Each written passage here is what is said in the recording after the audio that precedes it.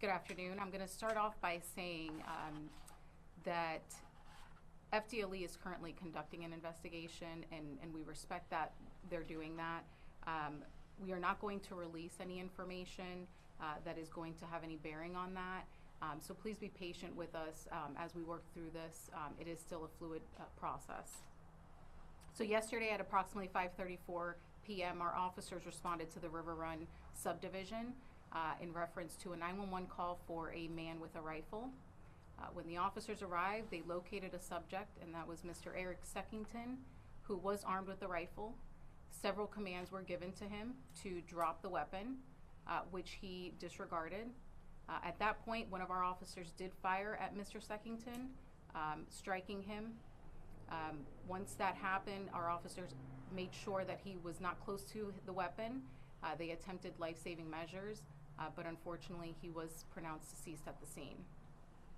As I mentioned, FDLE is conducting a parallel investigation with us into the shooting, and the officer that was involved has been placed on administrative leave pending that investigation, which is normal protocol.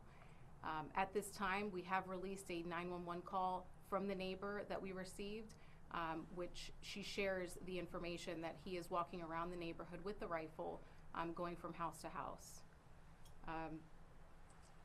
The officer involved did have body-worn camera, and that is part of the investigation that we are not going to release just yet as FDLE works through the details of what happened.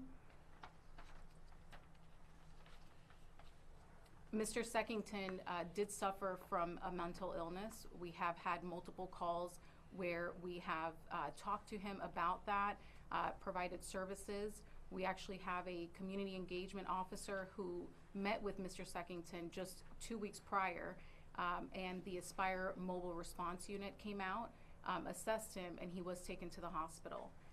However, he was released shortly after that visit. I'll open it up to any questions that you may have. Commander, Mr. Seckington, when you encountered him, he obviously had the rifle. What kind of movements did he make? What kind of prompted the altercation?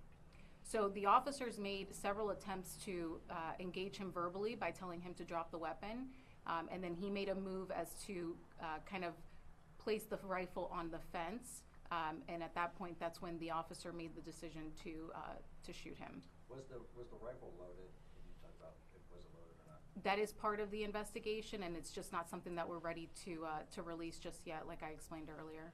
So you lowered the muzzle in the direction of your officer? Not at the direction of the officer, but again, prior, the 911 call was that he was walking in the neighborhood going house to house.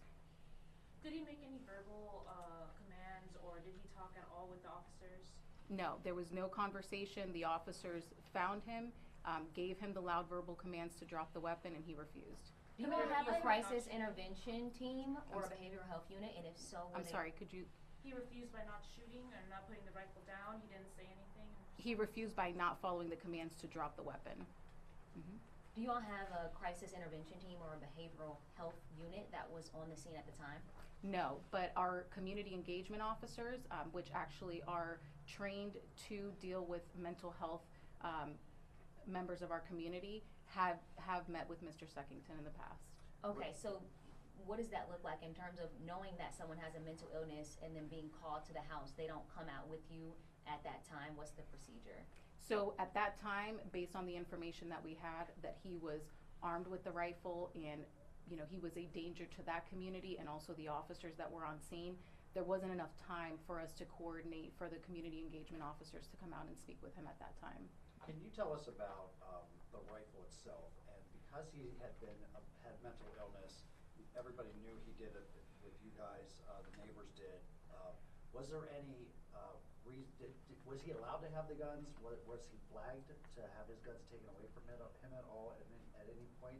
And if so, or if not, why or why not? So the history that we know of him, we did not know that he had any weapons in his possession. Had we known that, there is an RPO process where we would confiscate those weapons through the Baker Act. So we were never aware that he had any weapons in his possession until the incident yesterday. Do you know whether that was licensed to him, that gun? We don't know that. Again, part of the investigation that we're working through now. In your report, you said that 2 weeks ago, the Aspire folks released him, and then there's also been an injunction that has been filed, and within hours or a day or 24 hours, I can't remember exactly, this happened. Do you think that even though he had mental issues, that he understood this and was perhaps angry? Do we have a motive? We don't know what the reasoning for. Again, he has suffered with mental issues before. His erratic behavior has been ongoing in this neighborhood, and that is hence the injunction that was approved 10 minutes prior to us receiving this call from the neighbor who filed an injunction for stalking and for trespassing as well. So we don't know if this could have agitated him even more. We don't know. He did not show up for court that day, so that's speculation at this point. We don't know what his reasoning for. Again, his behavior was always erratic from what we understand in past incidents, but never to the point where he was armed with a weapon. It was always this neighbor that he always had the problem with. It's the one that he has the case against. I got the impression that the other neighbors didn't have any real interaction with him. Was there any concern for that neighbor that he was looking for? Not at the time. So the neighbor that called it in said their concern was that he was walking house to house and that he had not actually engaged with anyone in the community. So that was the concern, was what would be his reaction if he were to confront someone in the neighborhood. The 40 other calls, they gave us a list of 40 calls dating back to 2019. None of those calls, and I only had a chance to skim it if I'm being honest, none of those calls indicated any kind of firearm or weapon. Those were all something else. Not that we know of. In 2004, he was arrested for holding a knife up to someone's neck, but that didn't involve a firearm. It was just relating to a knife. Was he living on his own? As far as we know, he lived alone. Yes, ma'am. Can you go back and just categorize some of those calls, since you said some of them were, I mean, did they involve other neighbors, or can you just briefly tell us, 40 calls, that's excessive. It is, and the majority of them are erratic behavior, neighbors calling in, disturbances between him and the neighbor regarding a fence or whatnot, but I don't have the list of calls in front of me, but it was something along those lines. Mm-hmm. As he's going door to door, is he knocking? Is he trying to get in contact with people, or just walking around? The 911 call that we released was the only call that we received from the neighbor, and again, her concern, as you hear in the call, is that he was walking door to door and there was no one in the street that he had encountered, but she feared that if he did find someone, she was not sure of what he would do.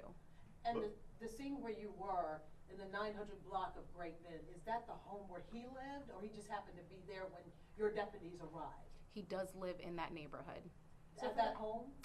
I'm not sure which home specifically you're referring to, but he does live in the River Run neighborhood. There's that image that the department shared. What is that, his fence that the rifle was perched on? The photo that we released, yes, that is his fence. And do you know the direction it was facing? Was it facing his neighbor? Again, I'm not sure exactly which direction the neighbor was. Are you speaking specifically about the one with the injunction? I am. I don't know. I don't know what direction their house would have been. But again, the way that he lifted the rifle up, it was almost as a readiness to fire the weapon, which prompted our officer to take action. And is it of your opinion that officers responded in the most efficient way possible in terms of the threats for their own lives? Oh, absolutely. I mean, we were there within minutes of receiving the call. Again, in the 911 call that we shared with you all, you can understand the concern that the caller had, not just for herself, but also for the neighbors in the community.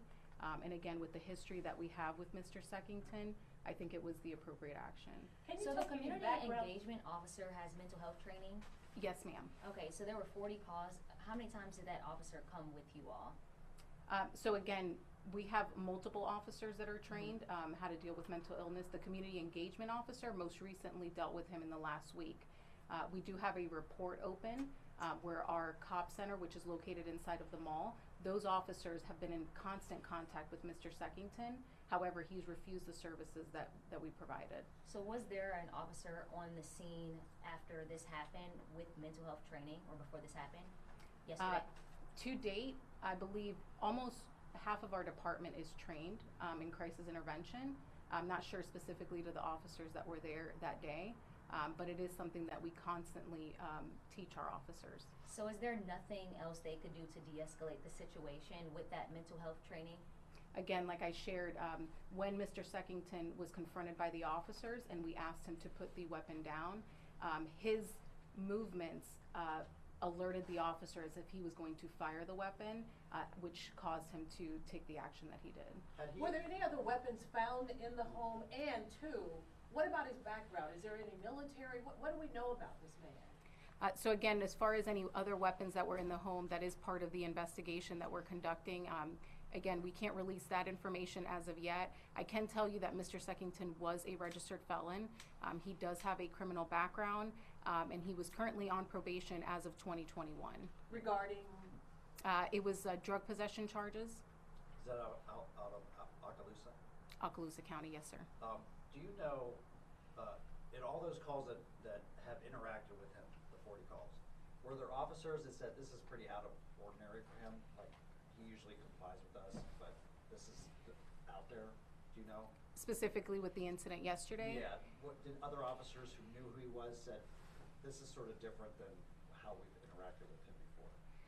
Again, we've never interacted with him where he was armed with a weapon, so I think that's what escalated our response when we saw him with the weapon. When we talk about mental health, are we talking? Do we know what he was diagnosed with? Was it PTSD or bipolar disorder or anything like that? I don't know exactly what he was diagnosed with, and I'm not at liberty to share that information, but I can just tell you that from his behavior and the interaction that our officers have had with him, it was erratic and out of the norm.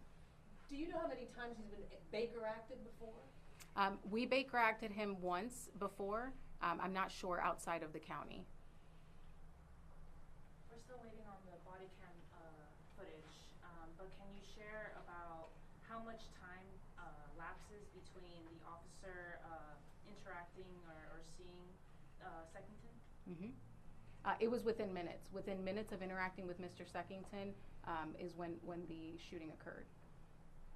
And as far as the officer who fired the fatal shot, what do we know, or what can you share? Was he veteran? I mean, how long has he been with the department, et cetera, et cetera? The officer has been with us as of, he was hired in May of 2022, so he's just shy of 2 years. He was not injured during the incident, and like I shared before, he has been placed on administrative leave pending the investigation. How important is it to get mental health training for the officers? Because we know it's increasing in every community, mental health issues. It's the top priority for us. I can tell you it's been a goal of ours to have every officer in our agency trained in CIT, which is the Crisis Intervention Training.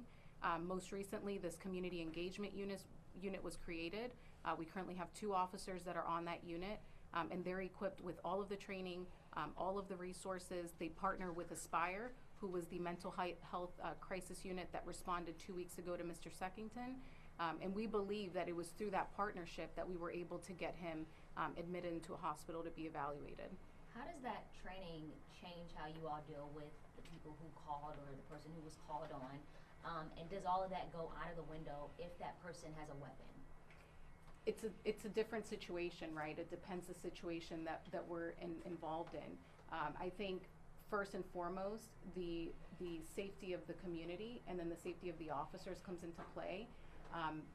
Whenever there's a weapon involved, it's always going to escalate the situation. However, if there is an opportunity for an officer to utilize the training that they have, they will, and we have done it before. This situation, it was just based on the circumstances that we had, unfortunately, that was the only option. Thank you, Commander. No problem. For your time. No problem. Thank you all.